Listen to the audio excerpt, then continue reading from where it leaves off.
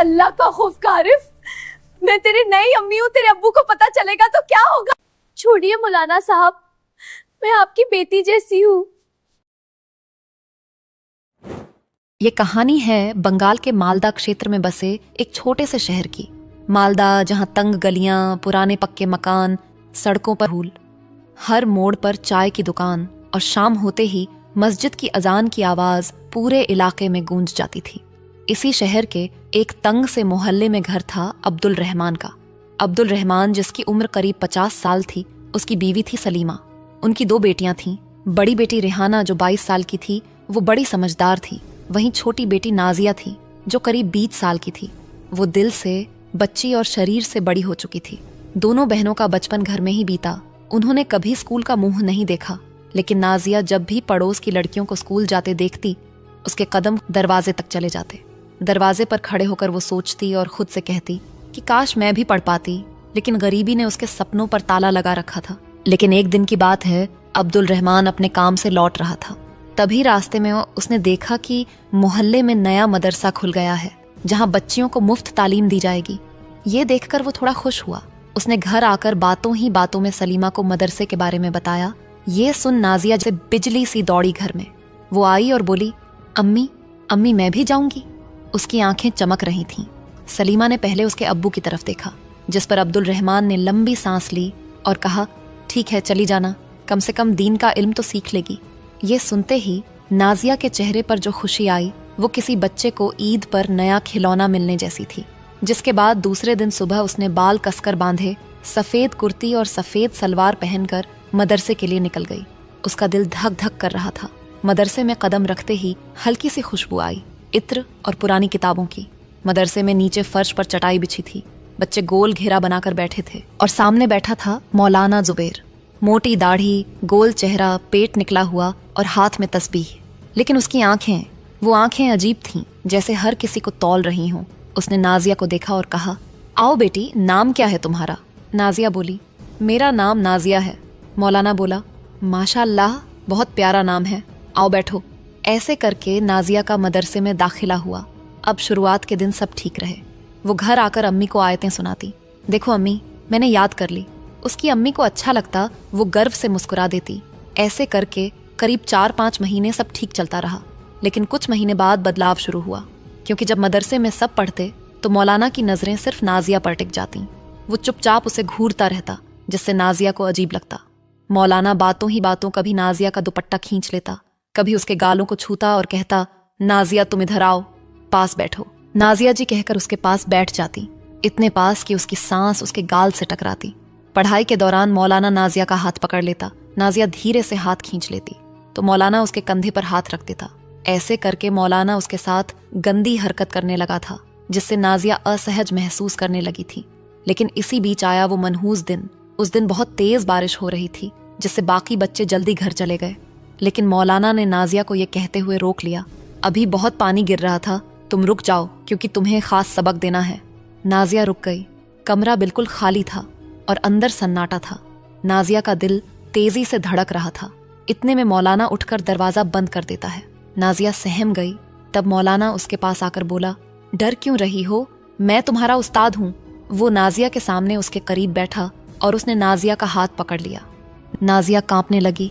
वो बोली, मुझे घर जाना है। मौलाना बोला, चुप रहो, बारिश हो रही है, ऐसे में कैसे जाओगी? इतना कहकर मौलाना उसके करीब आया और कहा, एक खास इल्म सिखा रहा हूँ तुम्हें, लेकिन तुम वादा करो कि किसी से कुछ नहीं कहोगी। नाजिया डरते हुए बोली, नहीं कहूंगी। मौलाना ने कहा, सोच लेना, अगर किसी को बताया तो अल्लाह नाराज हो जाएगा और फरिश्ते तुम पर लानत भेजेंगे।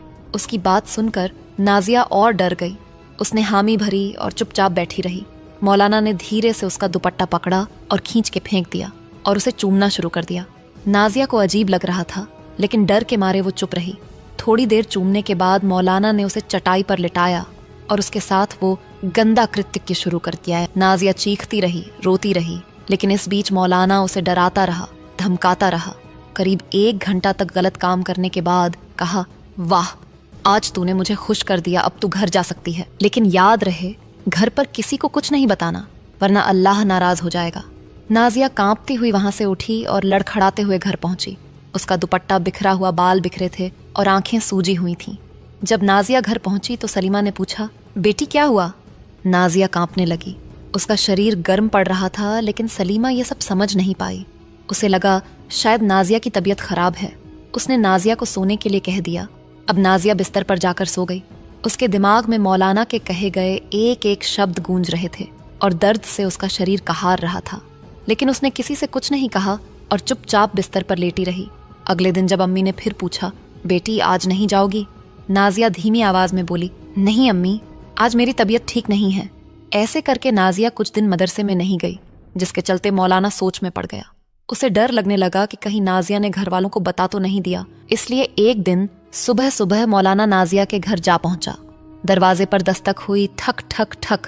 सलीमा ने दरवाजे की कुंडी खोली तो सामने मौलाना जुबैर खड़ा था। उसने कहा, अस्सलाम वालेकुम। उसे देख नाजिया का अब्बू तुरंत सम्मान से खड़ा हो गया। उसने भी कहा, वालेकुम सलाम मौलाना साहब, आइए आइए। नाजिया अंदर कमरे में थी। जैसे ही आवाज सुनी उसका शरीर कांप गया, हाथ बर्फ जैसे ठंडे हो गए। दिल इतनी तेज धड़क रहा था जैसे छाती फाड़कर बाहर आ जाएगा। मौलाना आराम से चारपाई पर बैठ गया। थोड़ी देर बाद बोला, भाई आपकी बेटी कई दिन से मदरसे नहीं आ रही, उसे इल्म से दूर रखना ठीक नहीं। नाजिया का अब्बू शर्मिंदा सा बोला, जी उसकी तबीयत खराब थी शायद। मौलाना बोला, अच्छा मुझे लगा ऐसा क्या हो गया कि बच्ची आई नहीं, इसलिए मैं खुद लेने आया हूँ। नाजिया दरवाजे के पीछे खड़ी सब सुन रही थी। उसके पैरों में जान नहीं थी। अब्दुल रहमान ने कहा, नहीं ऐसी कोई बात नहीं है। इतना कहकर उसने नाजिया को आवाज लगाई, लेकिन नाजिया नहीं आई। तब उसकी अम्मी कमरे में उसे लेने गई। उसने कहा, नाजिया चल मौलाना साहब तुझे लेने आए हैं। नाजिया बोली, अम्मी मत भेजो, अभी मेरी तबीयत ठीक नहीं है। लेकिन सलीमा ने उसका हाथ पकड़ा और कहा, चल बेटे, मौलाना साहब खुद आए हैं, ऐसे बदतमीजी मत करो। इतना कहकर हाथ पकड़ के वो नाजिया को बाहर ले आई। नाजिया डरी हुई थी।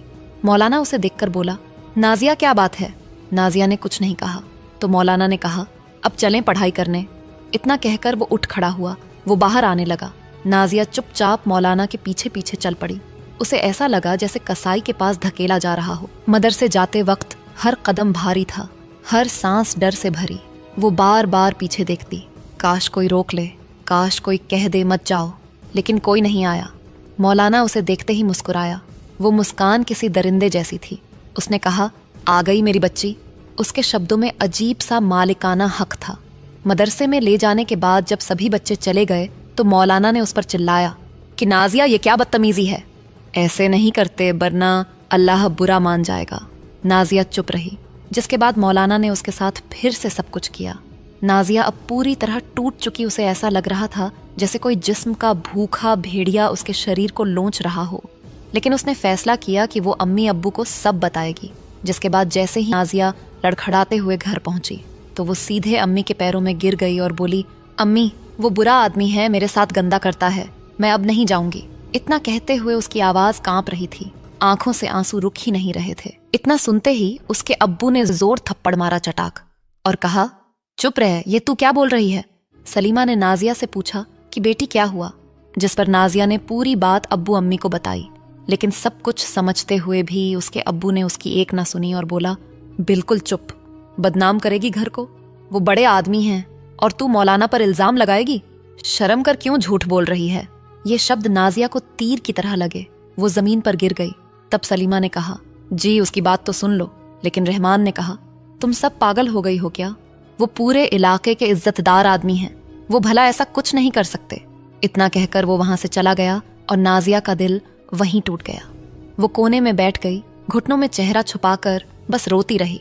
उस रात के बाद घर का माहौल पूरी तरह बदल गया था। सुबह अजान हुई, अल्लाहु अकबर, लेकिन आज नाजिया उठी नहीं।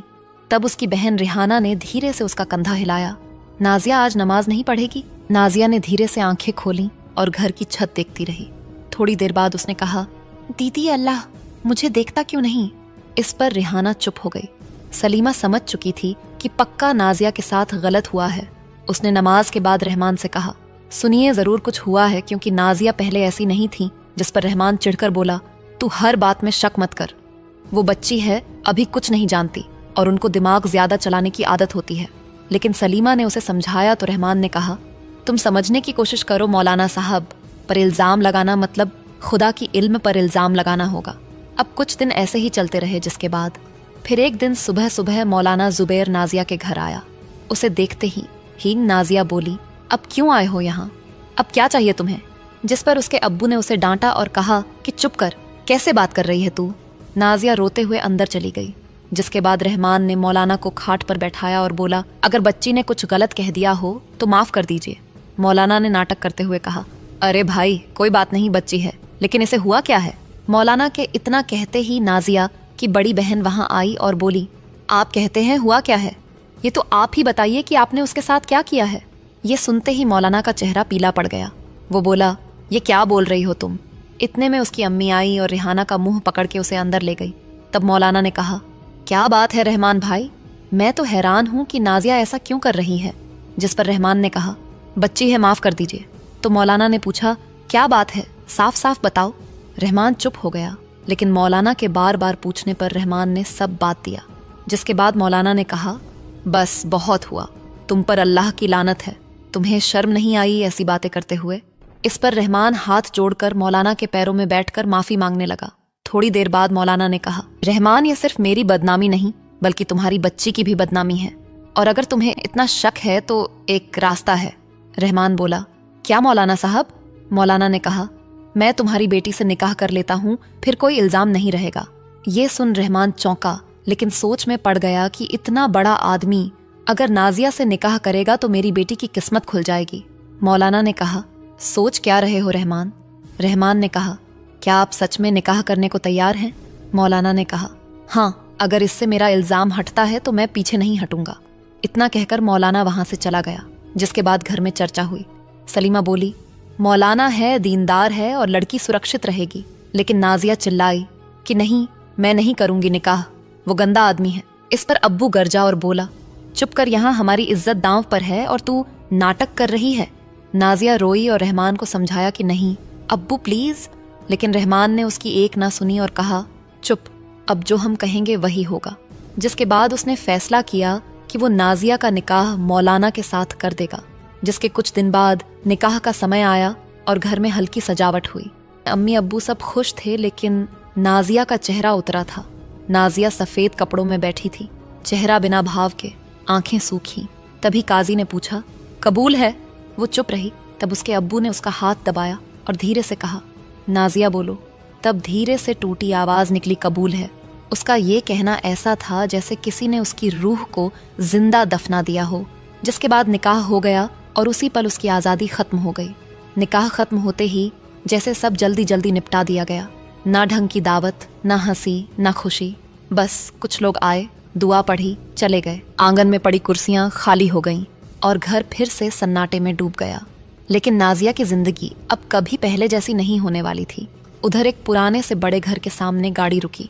थोड़ी देर में दरवाजे के अंदर से एक औरत निकली। सिर ढका हुआ, चेहरे पर सख्ती। वो थी मौलाना की पहली बीवी शबाना। उसने नाजिया को ऊपर से नीचे तक देखा जैसे कोई सामान खरीद कर लाया गया हो। उसने कहा, यही है नई बीवी? मौलाना बोला, हाँ।